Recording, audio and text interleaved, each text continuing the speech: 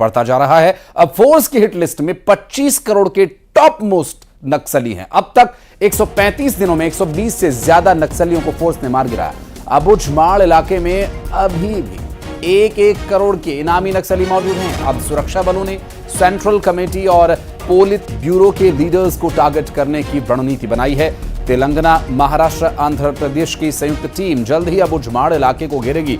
Bastar IG ने यह दावा किया कि अब नक्सली संगठनों के बड़े लीडर्स या तो सरेंडर करें या फिर अंजाम भुगतने के लिए तैयार रहें।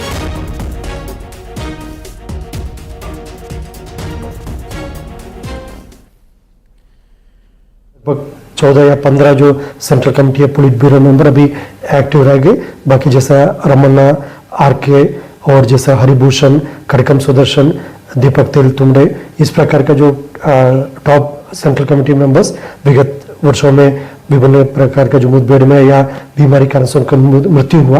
और इसके पश्चात विशेष जो 14 से लेकर 15 तक जो सेंट्रल कमेटी या पुलिस ब्यूरो मेंबर अलग अलग क्षेत्र में अभी सक्रिय, लेकिन उनका भी कई लोग उम्र हो चुकी है और जैसे पूर्व जैसे इतना सक्रियता नहीं दिखाई दे रहा है। और जिस तरीके से सुरक्षा बल भी लगातार चारों तरफ से उनको घेराबंदी कर उनका सप्लाई नेटवर्क को तोड़ा जा रहा है, उनको मूवमेंट के कॉरिडोर को प्रतिबंध की जा रही है। इस प्रकार उनके खिलाफ काफी एक प्रभावी रूप से हम कार्रवाई कर रहे हैं और आने वाला बहुत जल्दी इन सबका भी खात्मा होने का पूर्ण संभावना है। और हमारे साथ श्रीनिवास नायडू हमारे सहयोगी जुड़ गए। श्रीनिवास, पी सुंदरराज कह रहे हैं कि घेराबंदी हो रही है और अब ज्यादा दिन ये लाल सलाम, ये लाल आतंक नहीं चलेगा, इसे पूरी तरह से खत्म किया जाएगा।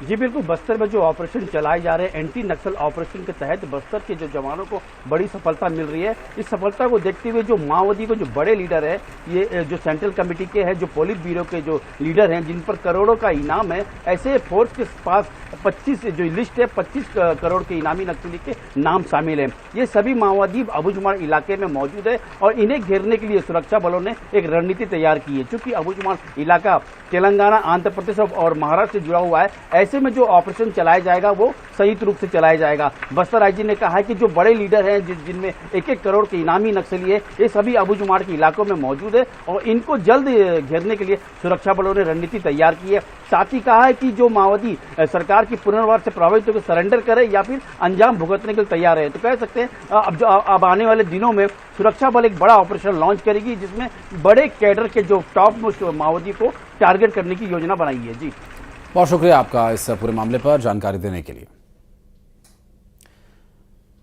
तो बीजापुर से खबर यह है कि प्रेशर आईडी की चपेट में आया एक ग्रामीण और इस हादसे